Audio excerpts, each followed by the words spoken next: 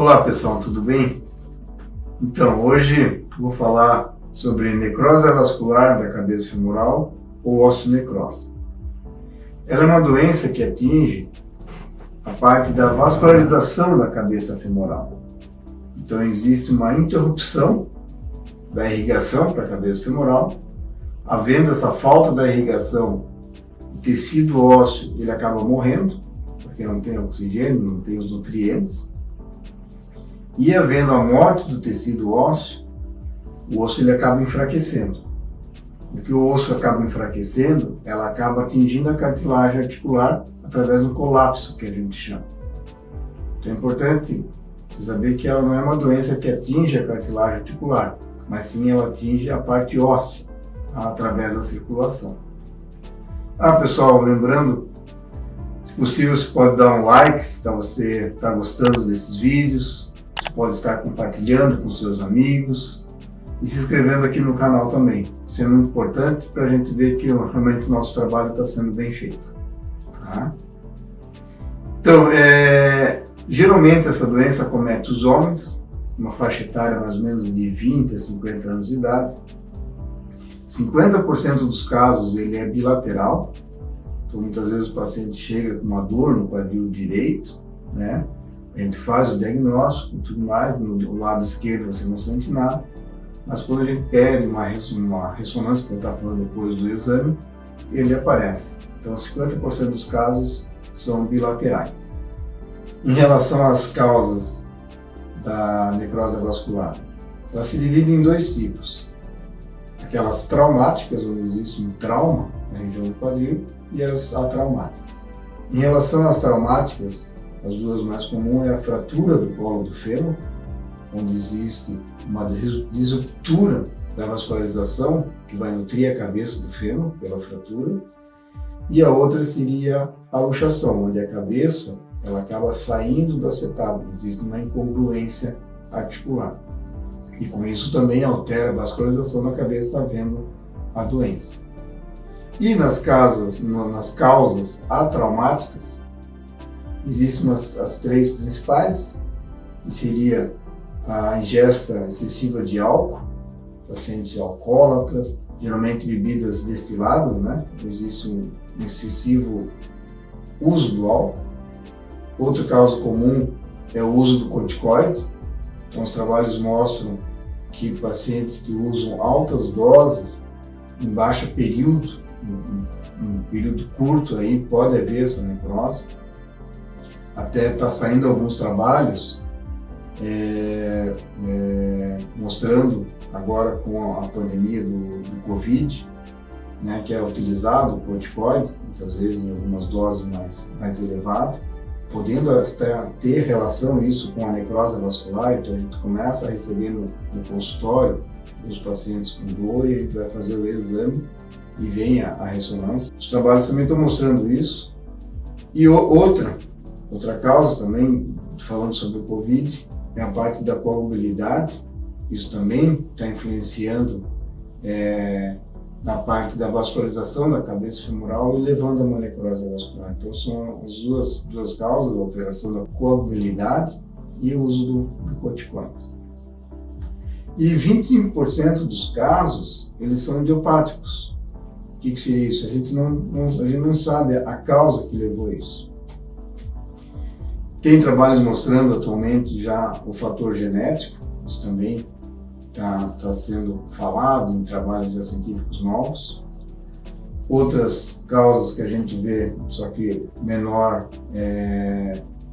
caso seria o tabagismo, os pacientes negros, a anemia falciforme, onde existe uma alteração do formato da hemoglobina, pacientes com colesterol alto, nas chamadas dislipidemias, isso também pode estar associado à necrose vascular. E o que o paciente vai sentir quando tem uma necrose vascular?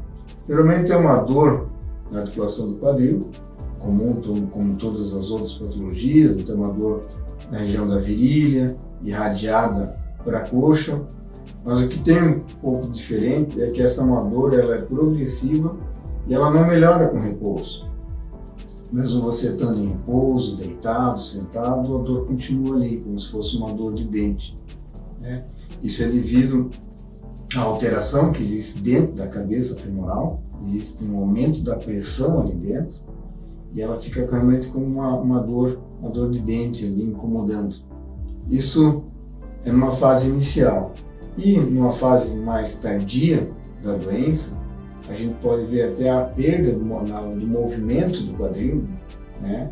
Eu comentei sempre da rotação interna do quadril, você tem condições de você observar essa perda da mobilidade, atrofia da coxa, da musculatura, devido ao quadro álgico, você acaba não caminhando tanto, não fazendo tanto esforço, e existe uma atrofia muscular. Em relação ao diagnóstico, o diagnóstico a gente faz através da história do paciente, é claro, o exame físico, e o exame de imagem seria o raio-x. Só que na fase inicial, o raio-x ele vem normal. Ele pede um raio-x, vem um raio-x normal, e na ressonância nuclear magnética é que vem com alteração. Como vocês podem ver aqui em cima, é um raio-x normal, e já na ressonância a gente já consegue ver a alteração da necrose.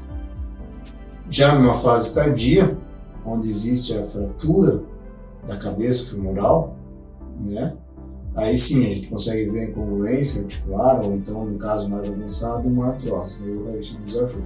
Mas senão o exame realmente, ouro, padrão ouro, seria a ressonância nuclear magnética.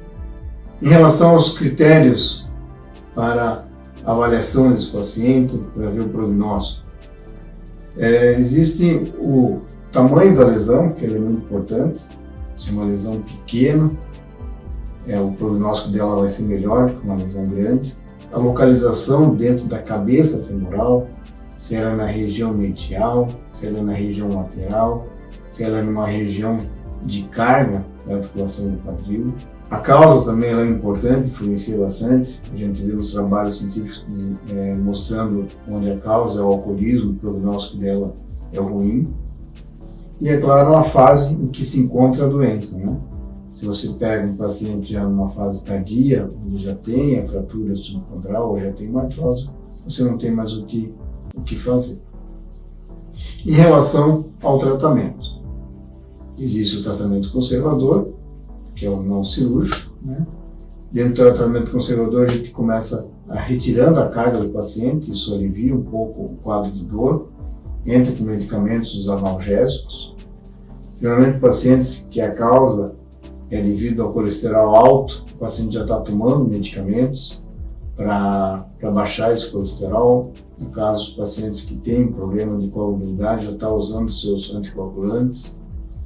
Paciente tabagista, como eu citei anteriormente, o ideal é a gente conseguir fazer com que o paciente pare de fumar. Fala-se também em relação aos bifosfonatos, que são medicamentos para osteoporose, né? A gente também pode estar utilizando eles. Tem trabalhos mostrando em relação à câmera hiperbárica, também tendo alguns bons resultados. Tem trabalho mostrando tratamentos por ondas de choque. Mas tudo isso que eu citei, ainda os trabalhos eles são inconclusivos, ok? Você não tem ainda para dizer que é um padrão ouro de tratamento para isso. E o que é importante salientar é que a doença, a necrose vascular, é uma doença progressiva. Hoje em dia, para você falar que existe uma cura dessa doença, ainda, na minha opinião, é difícil você falar. Eu ainda creio que ainda é uma doença progressiva. Então, todos esses métodos que eu estou falando, em termos de tratamento e tudo mais, é para que a gente evite a progressão mais rápida dessa doença. Em relação ao tratamento cirúrgico, então o mais conhecido é a foragem ou a descompressão, onde a gente faz um furo realmente na região do colo, do fêmur, atingindo até a cabeça femoral, onde vocês podem estar vendo aqui nessa figura. Existe uma fresa onde vai furando e chega até a cabeça femoral. Qual o objetivo disso? É descomprimir a cabeça, você começa a diminuir a pressão intraóssea, só com isso já há uma melhora do quadro de dor, e também tentar fazer uma revascularização naquela área onde existe a necrose. Dessas, junto com a foragem, você pode muitas vezes estar usando um enxerto ósseo, ou vascularizado ou não vascularizado, Você pode estar fazendo o aspirado de medula óssea também, colocando ali dentro desse furo onde você faz com a foragem. Basicamente, são esses os tratamentos. Existem as osteotomias, então, uma lesão pequena, onde está uma área de carga, você pode fazer um corte no osso e retirar, fazer uma rotação na cabeça femoral, mudando o local dessa lesão, transferindo de uma área de carga para uma área de não carga. Mas, como eu falei anteriormente, isso são tudo técnicas que ainda elas estão evoluindo, né? Não existe ainda uma cura para isso. Então, todos os parâmetros, toda essa parte do tratamento cirúrgico, a gente faz realmente para que essa doença ela não progrida rápido. Como eu falei antes, né, são pacientes jovens, porque a gente quer que realmente essa doença ela progrida devagar, né? Porque a fase final da doença ela é uma artrose. E aí, quando ela chega nessa fase, o tratamento indicado é a artroplastia total de quadril. Falando em relação à artroplastia total de quadril e artrose, eu tenho também 2 vídeos falando sobre isso. Vou estar deixando o endereço, você pode estar entrando ali e falando sobre artrose e o outro sobre a técnica cirúrgica da artroplastia total de quadril. Então eu quero deixar uma mensagem final, né, que é importante fazer o diagnóstico precoce. Então, se você tiver uma dor, um desconforto no quadril, ela não está melhorando mesmo em repouso, procure seu médico. Não deixa para depois, porque a gente fazendo o diagnóstico dessa doença numa fase inicial, né, a gente tem condições de estar atuando já no início, antes que ela evolua e faça a fratura, que faça a artrose, e aí não tem mais o que fazer a não ser a artroplastia total de quadril. Tá ok, pessoal? Espero que vocês tenham gostado e que o próximo vídeo possa estar vindo logo bem. Um abraço.